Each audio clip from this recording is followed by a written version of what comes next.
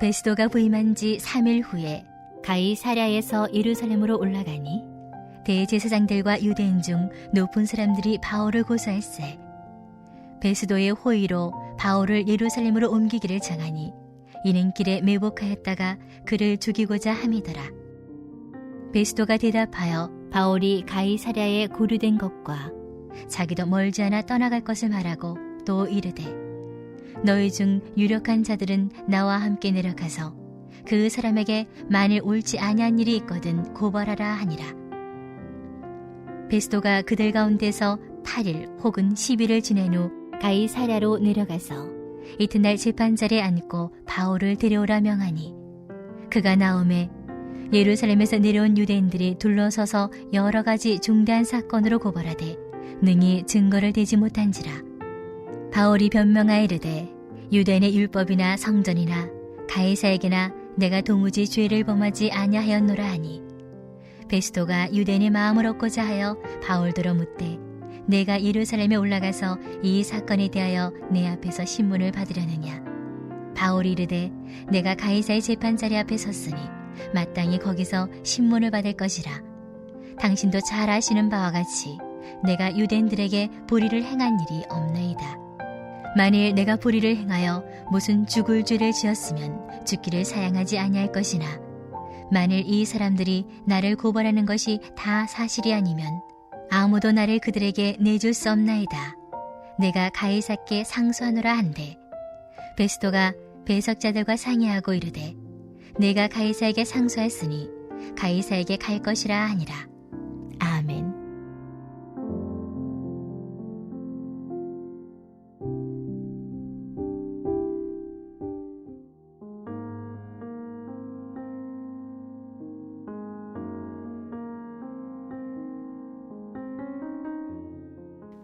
우리는 지난 주간에 이 베스도라는 사람을 몇 차례에 걸쳐서 살펴보았습니다. 벨릭스, 오늘은 베스도고요. 벨릭스라는 총독에서 로마의 총독은 각 지역의 총독을 임명할 때 2년의 기간을 줍니다. 2년의 기간이 지나고 나면 새로운 사람으로 바뀌는 것입니다. 많은 이유가 있지만 한 사람이 그 자리에 너무 오래 있으면 권력의 부패가 발생하거든요. 지난 시간에 우리가 이 벨릭스라는 사람을 보니까 뇌물 받으려고 했잖아요. 돈이나 좀 갖고 와라. 사도 바울에게도 그것이 로마의 제도였습니다. 그래서 2년에 한번 바뀌게 되는데, 자, 로마 총독으로 이스라엘에 파견된 이 벨릭스에게는 바울의 복음을 들을 수 있는 기회가 있었죠.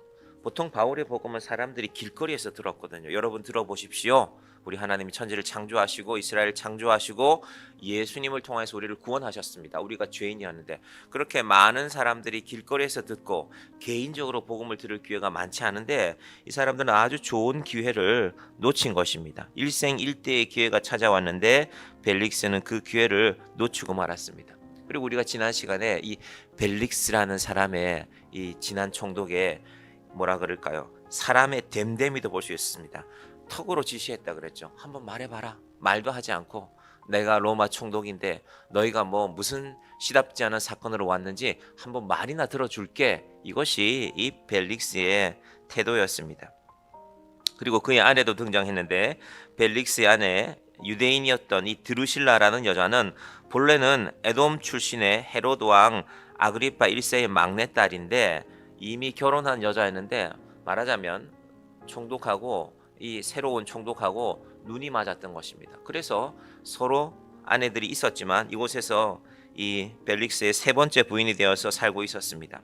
이런 상황 가운데 이제 벨릭스는 물러나고 베스도가 총독으로 오게 되는데 그런데 2년의 임기를 다 채우지 못했습니다. 그런데 벨릭스가 무슨 이유로 총독에서 물러났는지에 대해서 말하고 있지 않지만 역사에 따르면 벨릭스는 성경은 말하지 않지만 벨릭스는 이스라엘 사람들과 그 주변 사람들이 벨릭스의 부패함을 로마 황제에게 고발했습니다. 그래서 주후 58년에 벨릭스가 소환되고 베스도가 새롭게 오게 되는 것입니다. 알만하죠. 벨릭스가 태도가 있었잖아요. 돈을 바랬다. 바울에게조차도. 그러니까 뭔가 비리가 보고됐겠죠, 황제에게. 로마는 항상 그 감시하는 시스템이 있었으니까 이것이 벨릭스의 인생이었습니다. 온갖 부정과 뇌물을 통하여서 심지어 바울을 만나서 하나님의 의와 절제와 심판을 듣는 자리에서조차 그런 얘기는 난 싫은데 우리 돈 얘기나 좀 할까? 돈은 좀 안 가지고 오나? 이것이 바로 벨릭스의 인생이었습니다. 그런데 사도 바울이 벨릭스에게 담대하게 말하죠. 여러분, 의와 절제와 심판을 말했다는 것은요, 너는 의롭지도 않고 의롭지 않으면 절제하지도 않고, 그러면 의롭지도 않고 절제하지도 못하면 너의 인생은 심판받는 것밖에 남지 않았다. 사실은 의와 절제와 심판의 의미는 그런 것이거든요. 담대했던 것입니다. 놀랍게도 이 벨릭스라는 사람은 사실은 사도 바울의 목숨줄을 쥐고 있는 거 아닙니까? 이 사람이 판결해버리면, 유대인들에게 내줘버리면 바울은 죽는 것입니다. 그런데 바울은 어떻게 이렇게 담대할 수 있을까? 여기서 우리가 이 바울을 통해서 설교자의 자세를 보게 됩니다. 사실은 이 시대에 많은 설교자들은 강단에서 정말로 성경 말씀대로 붙들고 제대로 말씀을 전하지 못하는 경우가 많습니다. 우리나라에 많은 교회들이 있고, 제가 아는 경우에 이렇게 좀 규모 있는 교회, 교인이 한 500명이나 1000명 되는 교회에 이 담임 목사님을 청빙하는 절차들을 보면 처음에는 제가 이 교회 담임 목사로 지원합니다 하고 지원 서류들을 받게 되고, 본래는 담임 목사를 정하는 것은요, 각 교회의 소관은 아닙니다. 노회가 정하는 것입니다. 그런데 언제부터인가 교회들이 노회가 정한 절차들을 잘 따르지 않기 시작했습니다. 그게 이제 우리 교단도 마찬가지인데, 그러면은 많은 목사님들이 지원했는데 최종적으로 한 분이나 두 분이나 한 세 분 정도 정하고요. 마지막에 뭘로 정합니까? 설교로 정하죠. 설교로 정해서 교인들이 모임에서 우리는 이런 분을 하고 싶습니다. 그러면 500명 가운데 어떤 분은 300표가 나오고 어떤 분은 200표가 나와서 그렇게 되는 것입니다. 그런데 그 내 마음에 드는 설교라는 것이 사실은 새로 오는 그분은 잘 모르잖아요. 교인들을. 교회 와서 교회 형편을 살펴보고 이제 말씀을 전하게 될 때 처음에는 내 마음에 드는 설교를 했는데 어느 날 내가 들어보니까 이거 나가 좀 서운한 얘기인데 저분이 내 사정을 알고 얘기하나? 사실은 많은 교회의 문제가 거기서 발생합니다. 그래서 바울이 말했던 의와 절제와 심판의 설교가 잘 이루어지지 못합니다. 요즘 사람들은 좋은 얘기 안 해주면 싫어하거든요. 근데 여러분, 제가 여러 차례 말씀드리지만 제가 여러분한테 몇 년을 설교했는데 여러분이 정향교회를 5년을 나오고 이제 7년쯤 나왔는데 날마다 우리 목사님 설교는 달콤하고 내 마음에 들어. 그러면 저는 설교를 잘못하는 겁니다. 설교가 그게 아니거든요. 설교가 때로는 내 마음이 좀 아파야 되거든요. 제가 여러분한테 상처 준다는 게 아니라 말씀대로 전하다 보면 예수님도 그 일을 했고 바울도 그랬거든요. 말씀대로 전하다 보면은 이거 내가 좀 고칠 게 있구나. 아프죠, 내 마음이. 그런데 하나님께서 여러분에게 그런 인생의 기회를 주시길 바랍니다. 그래야 의와 절제와 심판의 설교가 되는 것입니다. 하나님께서 목사들도 설교를 준비하다 보면 이건 우리 교회 상황을 예를 들면 이건 이분한테 좀 마음에 걸릴 것 같아요. 왜 그런 일이 없겠습니까? 근데 그러면 안 해야 되겠습니까? 그렇지만 아무리 읽어봐도 말씀이 그렇게 전하면 그 말씀을 전하는 것입니다. 사도 바울이 그래서 벨릭스 앞에 당당한 것입니다. 의와 절제와 심판. 설령 네가 내 말을 듣고 서운해서 나를 어떻게 심판하더라도 난 이걸 포기할 수가 없으니까. 이것이 바로 설교자의 자세입니다. 그리고 우리가 예수를 잘 믿으면 우리는 사실 세상 나가서 눈치 보면서 사는 사람들 아닙니까? 눈치 볼 일이 많죠. 직장에 가도 그렇고 세상을 살아가는 게 그렇지 않습니까? 그런데 정말로 예수를 믿으면 우리가 의와 절제와 심판을 선포하면, 여러분이 설교자가 아니라도 이건 삶에서 드러난 거거든요. 세상이 예수 믿는 사람들 눈치를 보게 됩니다. 여러분, 그런 인생을 살아가시기를 바랍니다. 내가 아무것도 아닌데, 내가 권력도 가진 것도 없고 내가 재산이 많지도 않은 사람이지만 사람들이 알게 됩니다. 저 사람 좀 다르구나. 저 사람 왜 저렇게 당당할까? 예수 믿으면 그렇다고 무리하고 버릇없이 그렇게 세상을 살아가시라는 것이 아니라 저 사람이 하는 말이 맞는 것 같아. 저 사람이 가는 길이 옳은 것 같다. 이것이 바로 벨릭스 앞에 있는 사도 바울의 모습입니다. 자, 그리고 이제 베스도라는 사람이 등장했습니다. 자, 1절부터 5절 사이에 보면 베스도가 부임한 지 3일 후에 가이사랴에서 예루살렘으로 올라가니 왜 갔을까요? 유대인의 유력자들과 이제 말하자면 상견례 하는 겁니다. 총독이기는 하지만 유대인들의 상황을 잘 지켜보면서 유대인들 가운데 이런 사람이 있구나. 대제사장도 만나고 그래서 그런 원활한 관계를 만들기 위해서 예루살렘에 가서 그랬더니 대제사장들과 유대인들이 뭘 하는가? 또 바울을 고소합니다. 자, 그러니까 베스도가 이 사람 노련한 사람이거든요. 호의로 바울을 예루살렘으로 옮기기를 청하니 이는 길에 매복하였다가 그를 죽이고자 함이더라. 유대인들의 목적은 오직 하나, 바울을 끝까지 죽이겠다는 것입니다. 그들은 또 총독이 바뀌었으니까, 총독이 이렇게 우리한테 인사하러 왔으니까 기회다라고 바울의 목숨을 노립니다. 자, 베스도의 대답을 보십시다. 베스도가 대답하여 바울이 가이사랴에 구류된 것과 자기도 멀지 않아 떠나갈 것을 말하고 또 이르되 너희 중 유력한 자들은 나와 함께 내려가서 그 사람에게 옳지 못 아니한 일이 있거든 고발하라 하니라. 로마 역사는 베스도에 대해서도 평가하고 있습니다. 베스도는 벨릭스와는 여러 가지로 대조되는데 공정하고 그가 근무했던 지역에서 평가들이 내려지거든요. 공정하고 그리고 백성들로부터 존경받았던 총독으로 그렇게 기록되어져 있습니다.